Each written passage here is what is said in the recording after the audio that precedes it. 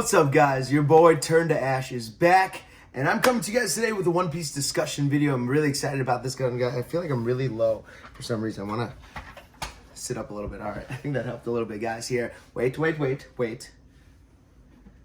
need my sword for this one, guys. Here, Ash is back. This is my sword, Ash. All right, guys. So today we are going to talk about a what if video, guys. A what if scenario, and guys, today we're going to talk about what if Kuina had never died, guys. So I'm really excited about this. I've been thinking about making this video for a long time, so I was really excited to talk about it. A couple chapters back, guys, I think it was 2 chapters ago, chapter 1033, I believe, we got a little bit more background on Zoro. We got how he got his 2 swords when he challenged Kuina back on Shimotsuki Island and Shimotsuki Dojo, and kind of his conversation with Koshiro and a little bit more background with him and Kuina.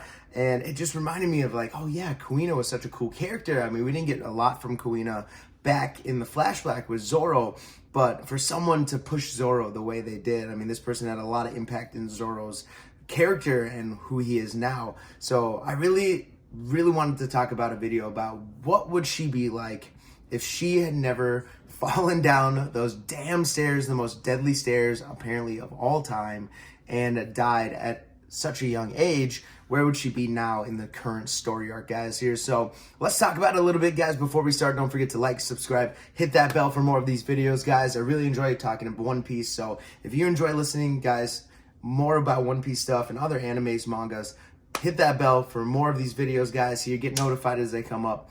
And let's jump right in, guys. So Kuina, a little backstory, guys, and I'll try to make it won't try to make it too lengthy, but I enjoy talking about the background of some of these characters. So Kuina, when you first meet her, is one of the strongest trainees at a dojo where Zoro eventually pops up, guys, here. So her father, Koshiro, is the master of the dojo, and obviously his father was the one who founded the village, and we learn more about that, guys, a couple chapters back. So I won't go into too much detail, just read the chapter. So she's one of the trainees. She's beating all the other trainees, and she's beating the adults. So really, she's like the second strongest behind Koshiro. I don't know if that's true or not, but that's just my assumption and my opinion from that as well. So, I mean, she's like kicking everyone's asses. The boys, the girls, whoever's there, she's kicking asses.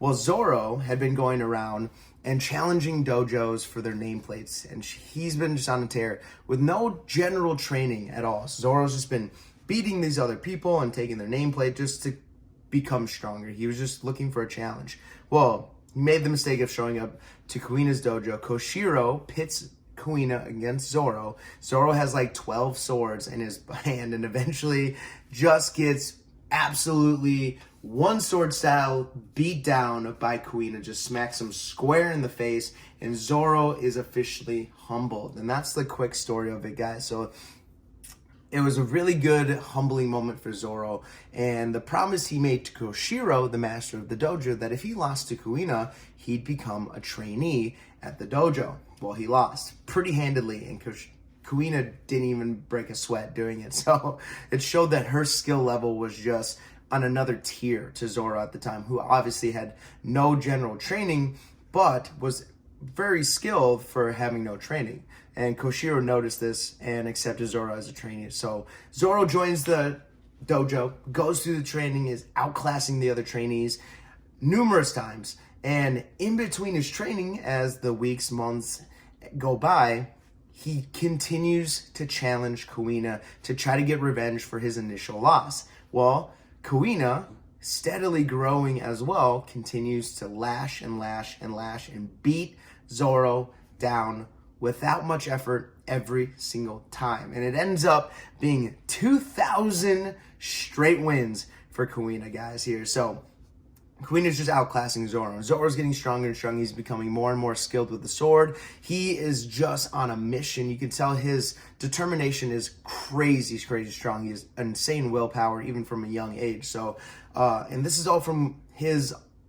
battle with Kuina, his drive to defeat Kuina. So Kuina turns into Zoro's goal, and Kuina obviously is still training with her father and becoming stronger and stronger, but in the background, her father, Koshiro, is always telling Kuina that because you're a woman, because you're a girl, you have your limits. You eventually will become weaker than the men. The men will eventually surpass you as you get older and older, and you become more feminine and become a little weaker. The men will continue to grow a little stronger. Now, this is just Koshiro's bias against women and samurai and swordsmen. Obviously, we know as the readers that there are plenty of strong women in the One Piece universe. Big Mom, for example. Obviously, the pinnacle of the pirates. She's one of the strongest four. So obviously, there's no cap on the women. You can be as strong as you want to. Obviously, Big Mom has some unique body personalities, but there are other very, very strong women. Boa Hancock, to be an example as well. There are plenty of strong women out there, guys. So Koshiro just has this bias against it, and it's getting into Kuina's brain that, okay, I'm gonna get older, and because I'm a woman, my limits are gonna catch up to me. I eventually won't be able to be as strong as any of the men. And she's down on herself, and as Zoro comes to challenge her for the 2001st time, he finally got two swords, and we finally get the origin of the two swords that this old man at the cliff gave him the two swords, eventually to challenge Kuina. So he's like, I want to battle you for the 2001st time using real swords. This will be our final duel. And he unsheaths his swords. He's like, I know you have a real sword. Let's make this count. So Kuina goes and grabs her Wado. She goes and grabs her sword, her family legacy sword, and she takes on Zoro one last time. And eventually, Zoro, with his two-sword style, gets beat pretty handedly, and Kuina does the finishing blow, landing the sword right next to Zoro's face, and kind of ending the duel. And you can see the pain in Zoro's face, that all the training and all the hours he's put in, and he still can't catch Kuina. Well, as the battle comes to an end and Kuina and Zoro are talking, Kuina breaks down and starts crying and gushes to Zoro about her worries about her being a girl and the limitations they have. And Zoro, listening to her complain about her limits, gets pissed and finally puts Kuina in her place. Like, listen, you being a girl has nothing to do with this. How are you going to complain when I am struggling to beat you? Like, you're my goal. You're not allowed to complain when you keep beating me. Like, let me beat you, then you can complain, okay? So Zoro's having none of Kuina's complaining. Like, hey, how about you suck it up and just fight, all right? I should be the one complaining here, not you, you spoiled brat. So Zoro's having none of it. And eventually Kuina comes to her senses a little bit and is like, you're right. Just because I'm a girl doesn't mean I have limitations. It's all about the willpower. And her and Zoro that night promise to become the greatest swordsman in the entire world. And they do the hand clap and they shake on it. And that's about where Kuina's story in the canon of the manga ends, because the next day, literally the next day, she's getting a training block for Koshiro and eventually falls down the stairs getting this training block. And we don't know how she died, but it's just said that she dies. I assume she broke her neck or something. Obviously, I can't imagine any other way you would die besides breaking your neck. So eventually she dies, and Zoro runs up and sees her body laying there in the dojo and is like, how could you run away from our promise? Like, this is a cop-out. You promised me you're going to become the greatest swordsman in the world. And he's distraught and eventually asks Koshiro, her father, for her sword. And that's where the story of Zoro kind of takes off, and his promise to Kuina to become the greatest swordsman also takes off. So Kuina had a huge impact on Zoro and where he is in the story now. So it may change a few things if Kuina ends up being alive, which is where the story begins, guys. So let's jump into it here. So let's say that they make the promise that night and Kuina actually doesn't die. And they continue their training and they continue their spars. And eventually, and I'm going to keep this consistent with what Luffy and Sabo and Ace did. Well, maybe not Sabo, but Ace and Luffy did, where they left their island at 16, I believe it was, to go on their own adventure. So let's say the age of 16, Kuina and Zoro both left the islands. Well, Kuina was 1 year older than Zoro, so she would have left first, and Zoro would have stayed one more year to train under Koshiro before he left right after. So they continued to train, and Zoro, up to that point, had still never beaten Kuina. So let's say they got to 10,000 matches at this point. And just like Soma in Food Wars, he never beat his father, Kuina always beat Zoro in some kind of different way. Zoro did eventually build up into having the 3-sword style, but because of her disconnect with her father and her father disapproving of her dreams and her goals, she left the Wado behind, the Wado Ichimoji behind as the family legacy, and eventually Koshiro will still give it to Zoro, keeping his promise and a piece of Kuina always with him. So I'm still going to say that Zoro keeps his legacy sword, the sword he always has had since day one we've met him. So I don't want him to get rid of that. Now, I feel like a fresh start for Kuina would be, I always want to say Kushina, guys. I don't know why, but Kushina is just like easier to say for some reason, and I always say Kushina. So if I say Kushina through this video, I'm sorry. You know I mean Kuina. Kushina is Naruto's mom. So Kuina starts fresh and kind of leaves with just basic swords with her. And she's a 1-sword style, so she just needs her 1 sword. So she takes her sword with her, and she starts her own journey. And not to become a pirate or anything, she's traveling, and in their training, they learn through like the newspapers or whatever that the strongest swordsman in the world is Dracula Mihawk, Hawkeye Mihawk. So they find this is knowledge they know, so they have a goal to fight Mihawk and defeat him, becoming the strongest swordsman in the world. So this is their goal. And that's how Zoro eventually leaves. He sets sea to go find Mihawk. Well, he gets lost and can't make his way back to the island, so he has to settle for becoming a bounty hunter to survive and feed himself. So that's a little bit about Zoro if you didn't know that, guys. So really cool. So Kuina sets off and is sailing on her own. Very Dracula Mihawk-like, guys. She's very zen, she's very mature, and she has learned to kind of fend for herself because she pretty much brought herself up with confidence because her father never really gave her that okay, I believe in you kind of thing. So she's always had to believe in herself. And I think her belief in herself has gone up since she started training with Zoro. So she has a real fondness for Zoro because Zoro helped her push past some of those boundaries that her father put into her mind. So she sets off and she starts sailing the East Blue, and she starts to make a name for herself. She starts defeating swordsman after swordsman, and eventually makes her way into the Grand Line, where she starts to even make a bigger name for herself. She gets some friends to go along with her, and she has like this mini crew that has joined her, and eventually she defeats stronger and stronger opponents, some pirates, some marines, and she starts battling swordsmen left and right. And she doesn't have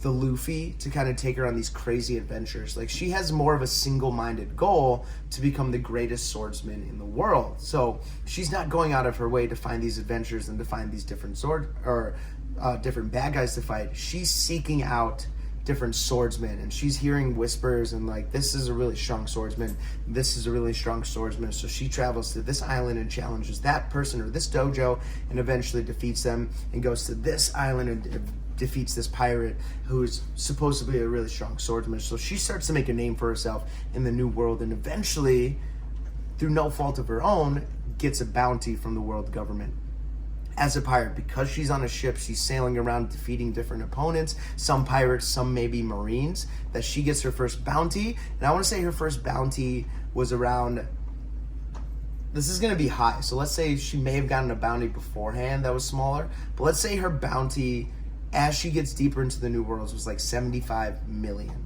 So I know Zoro's big bounty was like 120 million. So I want to say it's a little less than that because Zoro was making some huge exploits with the Straw Hats, with all they did in East Lobby and with Alabasta and all these different fights they've been in. Like, the world government really knew that the Straw Hats were trouble. And Kuina didn't really have that. She wasn't trying to like set the world on fire and take this battle to the world government. She was just looking to be the greatest swordsman and battling different opponents. So she got a bounty of 75 million. And as she's starting to make a name for herself, she eventually runs in, I don't know by happen chance, or she eventually runs into Shanks's crew. And she sees this as a great opportunity to test herself, very similar to when Mihawk showed up with Zoro. So a good way to test herself. Well, she challenges Shanks, and Shanks, being the go-lucky guy he is, he's like, okay, I can teach you, young gun. Let's see what you got. And eventually just mollywops her. Mollywops her without much trouble at all. You could say that he did like a Guild Rats. I'm not for sure. Guild Rats with Natsu, where it's like, if you make me move, you win. And he just unleashes his power, and Natsu can't even get close to him. So I imagine it's something like that, where Kuina goes to attack him, and he just unleashes like gravity hockey onto her, and she can't even get near him. And she sees the level of power that people in Mihawk's level, and I think Shanks is well stronger than Mihawk, but Mihawk is up there, very strong, that she would need to get to even challenge Mihawk. So it was very humbling for her that she wasn't even able to lay a scratch on Shanks. And I think Shanks likes her eyes and the fire she has and the determination. Kind of reminded him of Luffy's determination. So he asks Kuina to join his crew. Kuina humbly accepts and is now part of the Shanks Pirates. I know, guys. I know, huge jump. They're like, whoa, Ash. What? Kuina joining the Shanks Pirates? The red hair pirates? Like, where did that come from, guys? I just think it would be a really good fit. That Zoro kind of trained under Mihawk for the 2-year time skip. I think it would be very fitting as a rival of Mihawk for Kuina to train under Shanks and join his crew and travel around. I think it was a good way for Kuina to kind of learn the ropes of the world. Well, as they travel together and they go through this time skip, between the time skip and her training with Shanks, she becomes a master of her armament hockey and observation hockey, becoming very strong, and is dubbed the name the Sword Princess for her elegant battle style and her wisdom for the sword. And she becomes a huge member of Shanks' crew, gets a bounty over 100 million, and is starting to make a name for herself, kind of like Rockstar did with Shanks' crew early on when we saw him and when he showed up on Whitebeard's ship. Like, nothing too insane with the bounties we know now, but enough to make a name for herself. And, I mean, at the time, a really strong bounty for 94 million was crazy, pretty big for the people that we knew. So Rockstar was like, oh wow, this is pretty cool, and he's part of Shanks' crew, so why couldn't Kuina, who I would believe would be stronger than Rockstar, to have a bounty over 100 million at this point? So she starts joining Shanks' crew, and I like the dynamic because Kuina isn't out there to like be a pirate and pillage and do all the terrible things. Shanks' crew isn't like that either. They're a pirate that defend themselves when they need to, and they have a sense of code and honor, which I think would work well with Kuina. And Shanks won't put up with Kuina whining about her power levels or things blocking her. I think Shanks would be good to kind of push Kuina past her boundaries and let her free up a little bit and get her to kind of push herself to the next level and continue to progress towards being the strongest swordsman in the world. And why wouldn't you do it with someone who possibly could have been the strongest swordsman in the world before Mihawk, after he lost his arm? So I think it would have been a really great fit. So 2-year time skip goes by. Eventually Kuina with Shanks' crew show up. Well, before that, she does show up at Marineford to save Luffy. Luffy pops into her head. It's like, oh, that name sounds familiar. That's Zoro's captain. So she kind of takes a little more, she would get a little more screen time in there. Obviously Luffy's knocked out, but we would see Kuina kind of like on the ship or in the background somewhere as one of the major crew members of Shanks, and we won't see her fight or anything yet, but she would be there and we would notice her. So, and through this whole thing, Zoro is seeing her bounty increase and increase, and this is still pushing him to become stronger and stronger and stronger. So a lot of times now, Zoro was kind of pushed by the promise he made to Kuina in the current story, and his promise to Kuina to become the strongest, which is why he trained so hard, and his determination to become the strongest swordsman never waned, because he not only was he doing it for himself, he's doing it for Kuina. Well, the promise is still there, and now having that motivation of seeing Kuina become stronger and stronger is also pushing Zoro to become stronger and stronger. So after his clash with Mihawk, he's like, man, I still have such a long way to go. I wonder how Kuina would have done in this fight. So that pushes him even harder, and he still makes his promise to Luffy, like, I will never lose again. I will become the strongest swordsman in the world. And Mihawk is like, very well said.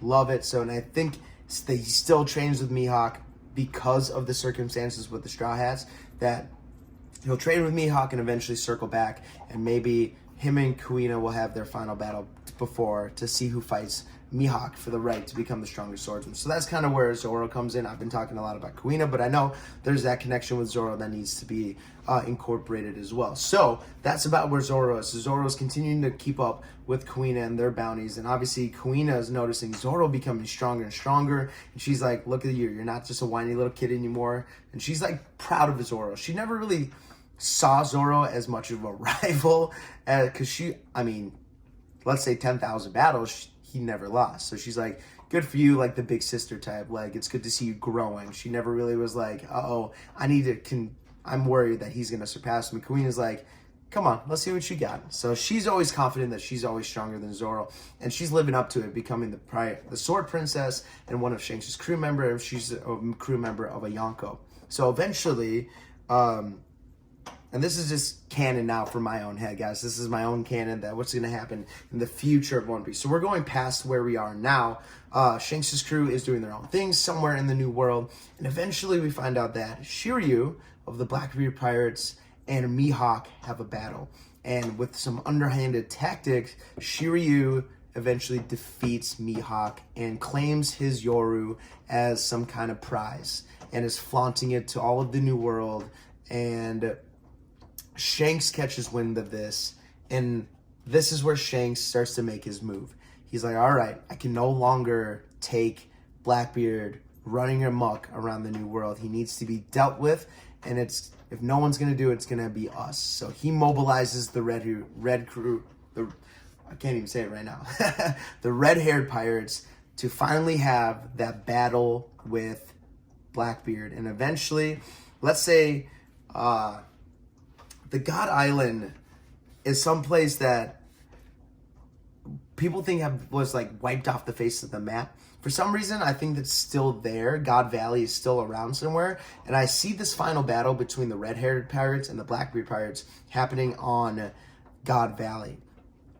And eventually, they both meet up. And it's a clash very similar to like what Whitebeard and the pirate Roger did, where they met up on that island and were like, they're just going to face off. So this is very similar to this, where Blackbeard's crew and the red-haired pirates meet up on this island. They have a destination. Blackbeard kind of had some knowledge ahead of time, so he was prepared for this battle, and they clash. And it's a heated battle, and a lot of damage is done. And eventually, Shiryu matches up to Kuina. And Kuina, knowing what happened to Mihawk, and now that the mantle of the strongest swordsman had been passed to Shiryu, though he used underhanded tactics, this pisses off Kuina, and she's going in for the kill. Not only because she wants to become the strongest swordsman, and this is finally her opportunity, but because of the way Shiryu defeated Mihawk, she is taking this personally. She doesn't respect underhanded tactics at all. She's very straightforward and elegant. She's the princess of the sword, so she does everything by the book with honor. She sees Shiryu a very unhonorable person, and she's going to make him pay for his crimes. Well, now Shiryu, with his invisibility power, is going to test Kuina's true power, and they clash, and it's a very even battle for a while. But eventually, Shiryu starts using underhanded tactics, and we don't really know how Shiryu fights right now, but I can imagine that he uses invisibility powers, and maybe some of the other Blackbeard crew come and help out as well. So she's getting attacked from multiple angles, and while she's getting attacked from multiple angles, he's using his invisibility power to attack her in between multiple attacks. So she's really on the defensive right now, and eventually Shiryu, that's really hard. I've been struggling, guys. Struggling today. Oh my God. Gets the upper hand and pretty much gives her a death blow, and she loses the fight to Shiryu with some underhanded tactic there as well. And eventually the red-haired pirates lose to the Blackbeard pirates. You see the devastation. A lot of the red-haired crew is either killed or heavily injured. And the Blackbeard pirates kind of just leave the island, kind of lick their wounds because they're heavily damaged as well. Blackbeard is very injured after his fight with Redhair. And eventually, I believe Blackbeard will kill Shanks, which is really sad to say.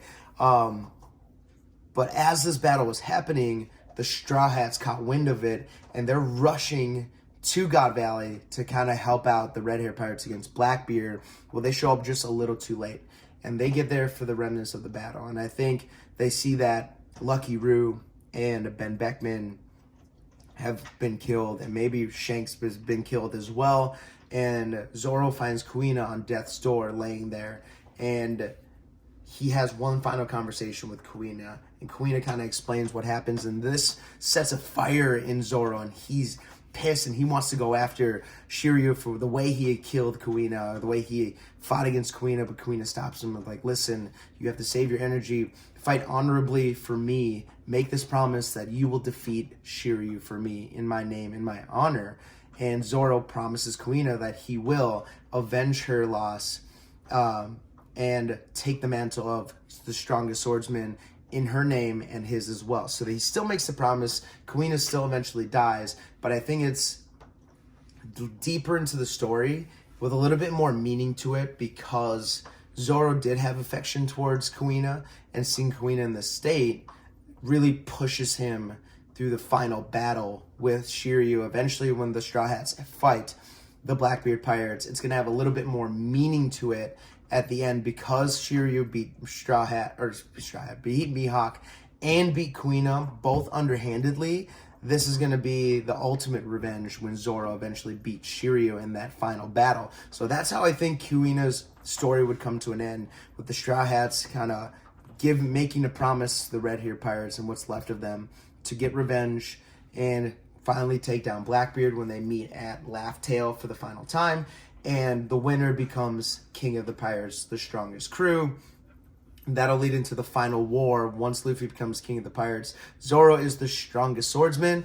They fight the world government with the revolutionaries, and that's kind of how the story will wrap up. So guys, that's kind of how my thoughts of Kuina's story would have gone. She would have left. She would have made a name for herself as a sword princess for her elegant, beautiful style of swordsmanship, and would have joined Shanks' crew. She would have trained under Shanks, become very strong, guys, here, got a strong bounty, and eventually her bounty would have gone past 100 million. I said 100 million early on, but after the time skip and everything, her bounty would have been very strong, maybe 700-800 million. I don't think it would be over $1 billion. It'd be hard for me to think it would be over $1 billion, because she didn't really go out of her way to do anything like crazy, like, I guess the respect that the Red Hair Pirates get just is why their bounties are so high. They're all respectable, strong fighters, even though they don't do anything terrible around the world. They still need to be feared. So maybe it's around $1 billion, because Zoro's gonna get a bounty around $1 billion after this fight with Kaido's crew, the Beast Pirates. So maybe it's around $1 billion, but I want to say it's just under $1 billion. I want to say it's just under $1 billion, maybe like Cracker level. Though she's stronger than Cracker, I just think it would be around that bounty level. So that's about how I think Kuina's story would have gone, guys, here. So eventually she would lose to Shiryu and still make the promise with Zoro to become the strongest swordsman, leading him into the final battle with Shiryu. So guys, that's kind of my thoughts on the whole situation with Kuina. This is a really fun video to make, guys. So comment below, let me know your thoughts on my theory, guys, and do you think Kuina, if she was still alive, would have a very strong bounty, and where do you think she'd be right now? Do you think she would have been with the revolutionaries? That was one of my thoughts as well. I kind of saw her as a Marine too, so that was originally where I was going to go, that she would be a Marine, but I thought it would have been hard for me to kind of think of how she would join the Marines and kind of like take over Tashigi's spot. I guess she could have been like a big sister to Shigi. I don't know how old Shigi is right now. Is she younger than Zoro? I feel like she's younger than them. So she would have been like a big sister to Shigi, and maybe like a vice admiral with a smoker, and maybe a really strong Marine trying to take down Mihawk as well. But she had more of like a cocky personality, so I thought when she was younger that it would have been better for her to become a pirate on a crew that didn't really do pirate things like Shanks' crew. So it just made more sense for her to kind of go about, and Marines and revolutionaries don't usually have like personal goals like that, where the revolutionaries all have like one single-minded goal is to take down the world government. The Marines like want to suppress evil and piracy around the world. So it made more sense for her to go on her own adventure to battle different swordsmen, to prove her strength as a woman against all the men in the world, and kind of build her prowess as a swordsman. So it just made more sense for her to become a pirate, guys. So let me know, would she have been a pirate, a marine, a revolutionary, or something else, guys? So let me know in the comments below. Don't forget to like and subscribe, guys. More videos like this coming. I really enjoyed these discussion videos. I think they're really fun to do, and it's just a good talking point. So, guys, more videos like this coming. We're going to drop another One Piece video tomorrow, so get ready for that, guys. I just love holding the sword. I'm pretty surprised I held it the entire time. So I'm sorry if it was just in the way, guys, but I was enjoying myself. So that's it for me, guys. Your boy Turned to Ashes out. Peace. Have a fantastic day.